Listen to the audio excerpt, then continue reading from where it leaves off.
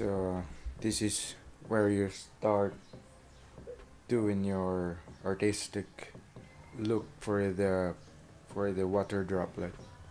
You may add colors. This I use food color like this, yellow. Um, I also use this blue, green. So just color for the food coloring. And you can also use this glycerine, pure glycerine, to thicken the water.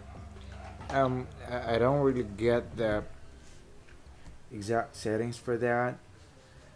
Um, Glycerine is a kind of little bit hard to work on when it comes to water droplets, but it thickens your water to, I think, to give you more a smooth movement of those water,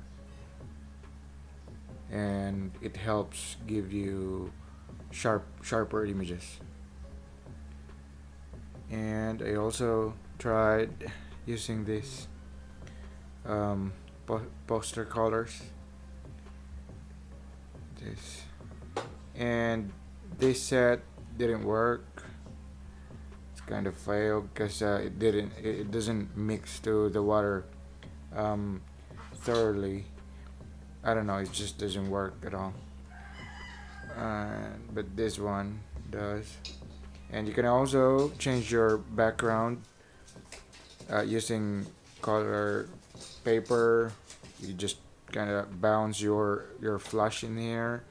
So it will give you different colors for your lighting. And this is how I set it up. When I change, hold on. When I want to change background color or lighting color, I do this. I just stick this paper and then bounce my light into that colored paper.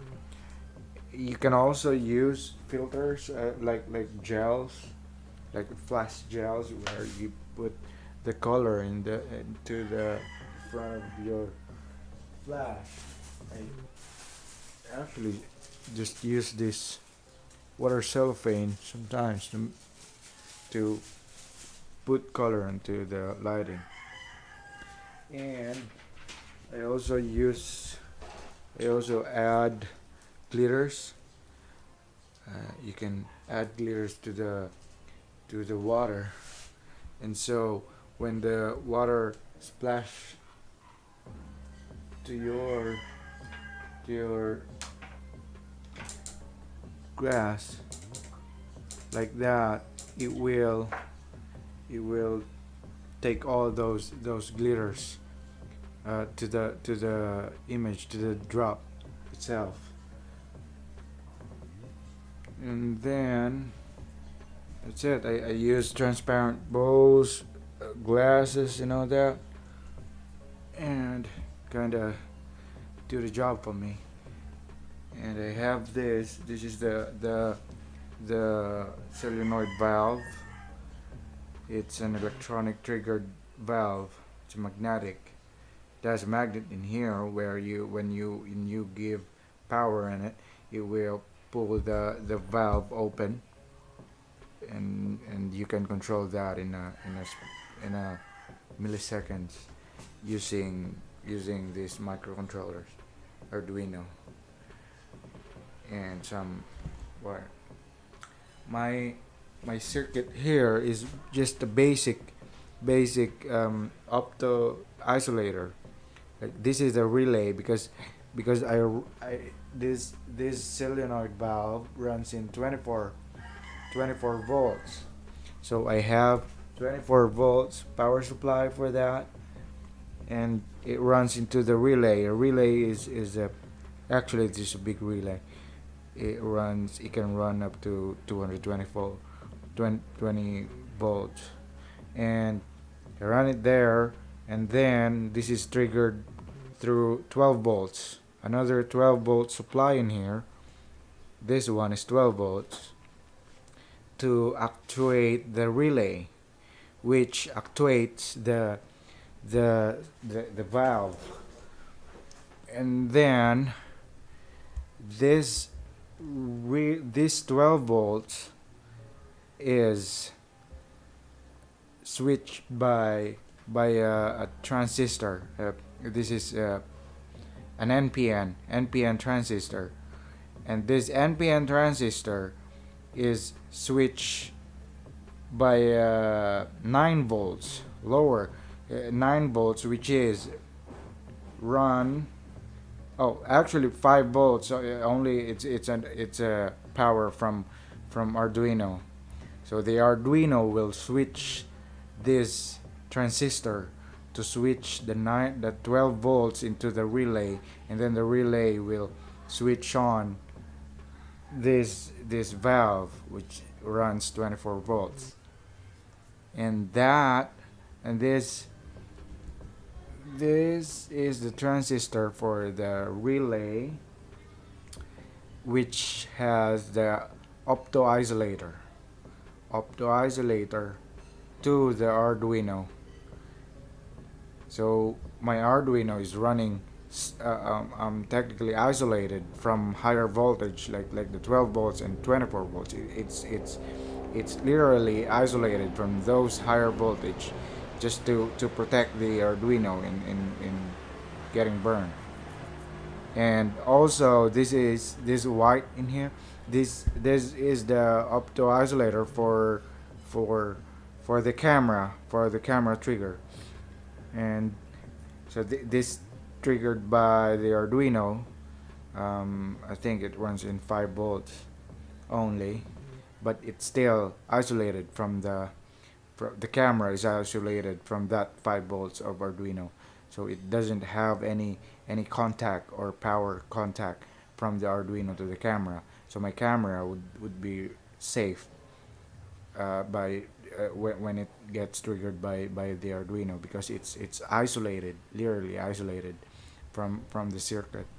And also we have another isolator here. This is an opto isolator for the flash. This is where connected. This is the flash cable.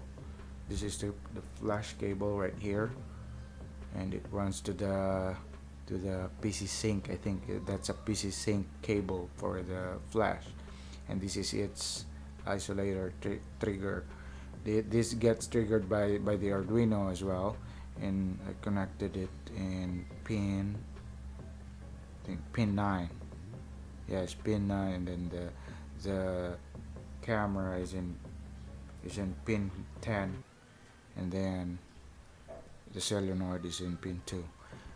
So that's also the flash is triggered through isolator, through opto isolator, so it doesn't have a physical contact with the Arduino, so just to protect those devices from getting burned. And that's basically it. It's a simple optocoupler diagram, optocoupler wiring. Just use basic parts that I can, and I added switch right here, so I can you see that, so I can wake my flashes anytime I want. I can trigger it manually. And also I have this trigger, I have this switch, which will switch on my relay and will trigger my valve right there, and that trigger the valve open. This I use this to test, and I also use this to drain my tank. Like if I wanted to change water in there, I can trigger it open, and so I can change different colors for the water. Basically, that's it. See, the light is ready now.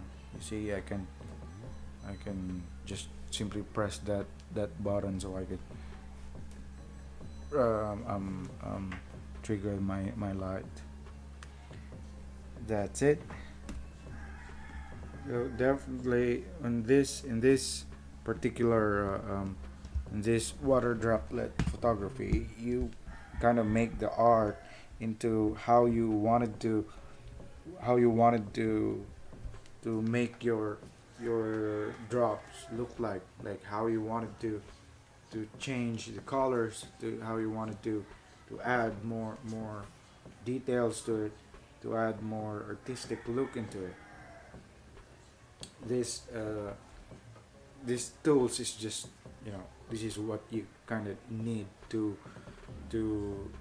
to render those droplets and and control the timings and all that.